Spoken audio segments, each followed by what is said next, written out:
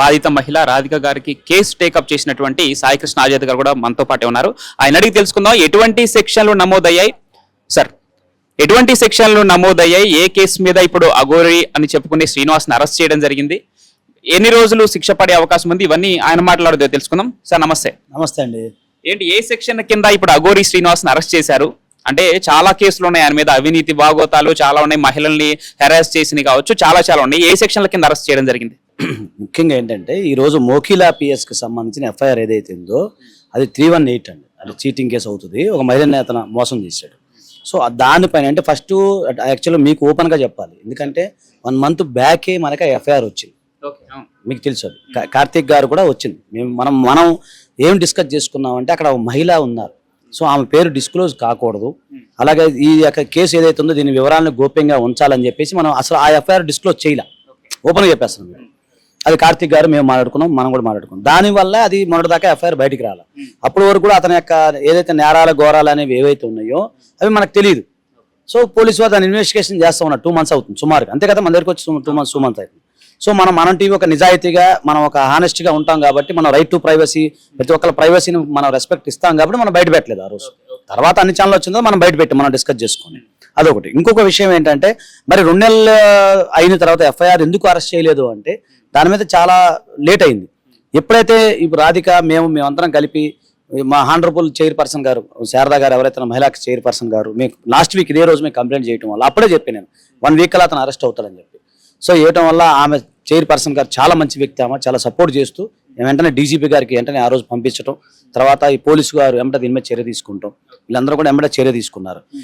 ఇప్పుడు అతని పైన నమోదైంది ఇప్పుడు ఎఫ్ఐఆర్ మాత్రమే. నెక్స్ట్ ఇప్పుడు ఈ ఎవరైతే బాధిత మహిళ రాధిక ఉన్నారో ఈమెకు సంబంధించి ఒకటి మోడెస్ట్ ఆఫ్ ఉమెన్, దానికి సంబంధించి కూడా నెక్స్ట్ రేపు వాళ్ళ యొక్క పోలీస్ స్టేషన్ లో నమోదయ్యే అవకాశం ఉంది. ఆ ప్రాసెస్ లో ఉన్నాం 2-3 రోజుల్లో. సో అక్కడ మళ్ళీ అతను కూడా అరెస్ట్ చేసే అవకాశం ఉంటుంది. ఇంకా బాధిత మహిళలు వేరే వాళ్ళు కూడా వస్తా ఉన్నారు, అక్కడ కూడా వేరే ఉంటాయి. ఇవన్నీ కూడా వ్యవస్థీకృత నేరాల కింద చూడాలి. ఇక్కడ వర్షిణి పేరెంట్స్ కూడా మిమ్మల్ని ఆశ్రయించడం జరిగింది. ఈ నేపథ్యంలో మరి అఘోరి శ్రీనివాస్ తో పాటు ఉన్నటువంటి వర్షిణి పరిస్థితి ఏంటి, ఎక్కడుంది, ఎలాంటి కౌన్సిలింగ్ ఇప్పించబోతున్నారు, తన భవిష్యత్తు ఎలా ఉండబోతుంది? మంచి ప్రశ్న అడిగావు బ్రదర్. నేను ఏమంటున్నానంటే ఇప్పుడే మాట్లాడాను. అంటే వాళ్ళు అంటే ఆమె ఒక దగ్గర ఉన్నారు, పోలీస్ స్టేషన్లో ఉన్నారు, శంకరపల్లి పోలీస్ స్టేషన్లో ఉన్నారు. అయితే ఇక్కడ ప్రాబ్లం ఎక్కడ అయిందంటే ఆమె నేను రాను అని చెప్పడం జరుగుతాం. అంటే మరి మీరు అన్నట్టుగా ఇందాక మీరు అన్నట్టుగా ఆమె ఏదో ఒక ట్రాన్స్లో ఉందో లేదా ఒక పిచ్చిలో ఉందో ఉన్మాదంలో ఉందో మనకు తెలియదు. సో మేమేమనుకున్నట్టు పోలీసు వారితో ఎస్కార్ట్ తీసుకొని మంగళగిరి తీసుకెళ్లి అక్కడ మేము సపోర్ట్ చేద్దామని ఆలోచిస్తున్నాం. ఎందుకంటే ఇప్పుడు సమయం లేదు మనకి. సో దీనికి సంబంధించి కార్యక్రమం ఏదైతే ఉందో రేపు పొద్దున మాట్లాడదాం ఆగాము. వాళ్ళ అన్నయ్యలు ఎవరైతే ఉన్నారో వాళ్ళతో ఇప్పుడే మాట్లాడారు, జస్ట్ 10 నిమిషాలు మాట్లాడితే అవును సార్ మీరు రండి, దాన్ని మనం లీగల్గా ఎట్లా పోదాం అట్లా అనుకుంటున్నాము. ఇప్పుడు వర్షిణి అనేది మేము ఇంటికి రమ్మా అని వాళ్ళ పేరెంట్స్ అడిగితే వచ్చేటట్టు లేదు. ఓకేనండి. సో అంత ముందు కూడా మనం మీకు తెలియదు ఏమన్నా, ఆ రోజు వర్షిణి పేరెంట్స్ నైట్ మీరు ఇంటర్వ్యూ చేశారు, మనం అప్పటి నుంచి కూడా మనం సపోర్ట్ చేస్తా ఉన్నాం, మనం టీవీ ద్వారా. అదే వాస్తవమే కదా. సో అప్పటి నుంచి కూడా మనం టీవీ ద్వారా సపోర్ట్ చేస్తా ఉన్నాము, ఇప్పుడు కూడా మనం సపోర్ట్ చేస్తా ఉన్నాం. ఈ రోజు కూడా మీరు కూడా రెడీగా ఉన్నారు సపోర్ట్ చేయడానికి. సో ఇట్లా ఉన్నాం కానీ అమ్మాయి ముందుకు రావట్లేదు. సో అమ్మాయి ఒక ట్రాన్స్ లో ఉంది, దానికి శివరుద్ర స్వామి గారితో ఇప్పుడే మాట్లాడడం జరిగాను. సార్ ఆయన ఏదో వశీకరణ అంటే సరే ఇవన్నీ నాకు నమ్మకం ఉందా లేదా పక్కన పెడితే ఇది వశీకరణం అయిందని ఆయన స్వామీజీ తన యొక్క స్టైల్లో చెప్పడం జరిగింది. దానికి సంబంధించి ఆయన ఇప్పుడు వస్తారు, స్వామీజీ రేపు ఏదో పని మీద వెళ్ళారు, రేపు వచ్చి దానికి ఏమన్నా ఉంటాయా అంటే నాకు తెలియదు. అంటే నేను ఈ చెప్పకూడదు, ఎడ్యుకేటెడ్ వ్యక్తి అయ్యి ఉండి ఏంటంటే మీరు మంత్రాలు తంత్రాలను అంటారా అని అనకూడదు. కానీ నాకు తెలిసింది, ఆయన తెలిసింది మీకు చెప్తున్నా. ఆయన ఏమన్నారంటే నేను రేపు వస్తా స్వామి కొంచెం వెళ్తా అన్నారు. అదొకటి లీగల్ గా కూడా కొద్దిగా టెక్నికల్ ప్రాబ్లం ఉంది, ఎందుకంటే సెట్ చేస్తాం. ఇక్కడ అందరికీ ఉన్న సందేహం ఏంటంటే, అంటే మీకు సిల్లిగా అనిపించచ్చు దయచేసి, ఇక్కడ అఘోరి ఆడ మగ ఏ జైలుకు తరలించబోతున్నారు? రిమాండ్ విధించారు కాబట్టి 14 రోజులు, మరి పురుషులున్న జైలుకు తరలిస్తారా, స్త్రీలున్న జైలుకు తరలిస్తారా ఏంటండి? అంటే ఇప్పుడు ఇంకా జైలు అధికారుల నిర్ణయం బట్టి ఉంటది, నేనైతే నేను చెప్పలేను. అయితే ఇక్కడ ప్రాబ్లం ఎక్కడ వచ్చిందంటే అతను ఆధార్ కార్డు చూస్తే స్త్రీలింగం ఉంది కదా. నేను మీకు ఆల్రెడీ నేను పెట్టాను, అతను జెండర్ మార్చుకున్నాడు అని చెప్పి. జెండర్ మార్చుకుంటే మగవాడే కింద లెక్కే కదా. ఇప్పుడు అతను మెడికల్ టెస్ట్ లో పంపించినప్పుడు అక్కడ ఉన్న మెడికల్ ఆఫీసర్ ఉంటారండి, జనరల్ గా గవర్నమెంట్ మెడికల్ ఆఫీసర్ ఏం రాశారని మనకు తెలియదు. రిమాండ్ రిపోర్ట్ చూస్తే కానీ మనం చెప్పలేం. అలాగే వాళ్ళు రిమాండ్ రిపోర్ట్ లో మేల్ రాశారా ఫీమేల్ రాశారా అనేది మనం చూడాలి. అది చూసిన తర్వాత దాన్ని బట్టి ఒకవేళ మేల్ అయితే మాత్రం మేల్ కి సంబంధించిన దానికి తరలించే అవకాశం ఉంది.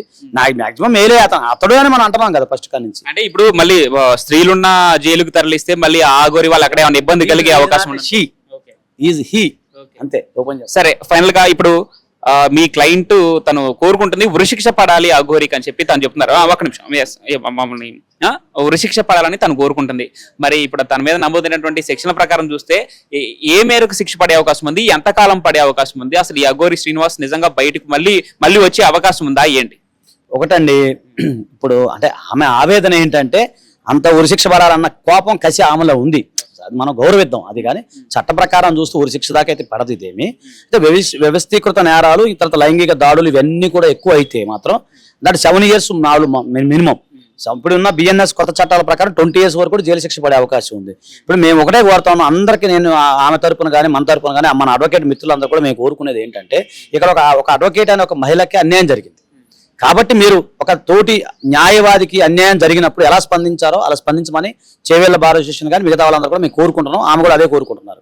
సో నేనేమంటే ఒక అన్యాయం ఒక అడ్వకేట్ జరిగితే ఎలా స్పందిస్తారు, ఎందుకంటే ఈరోజు చూస్తాను అడ్వకేట్ ప్రొటెక్షన్ యాక్ట్ వస్తా ఉంది. దాని గురించి ఇంకా మేము డిస్కస్ చేస్తాము. దాని మీద పోరాటాలు జరుగుతూ ఉన్నాయి.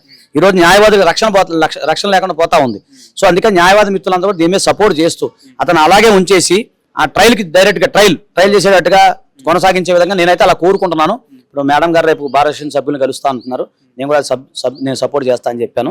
ఇక భవిష్యత్తులో ఏంటనేది 2-3 రోజులు అప్డేట్ నేను మీకు ఇస్తాను. ఫైనల్ గా ఒక్క విషయం చెప్పండి. ఇప్పుడు అఖిల భారత అఘోరి సంఘం నుంచి తను అఘోరి మాకు సంబంధం లేదు, తను అఘోరి కాదని చెప్పి ప్రకటించడానికి ఒక నోటీస్ అయితే రిలీజ్ చేయడం జరిగింది.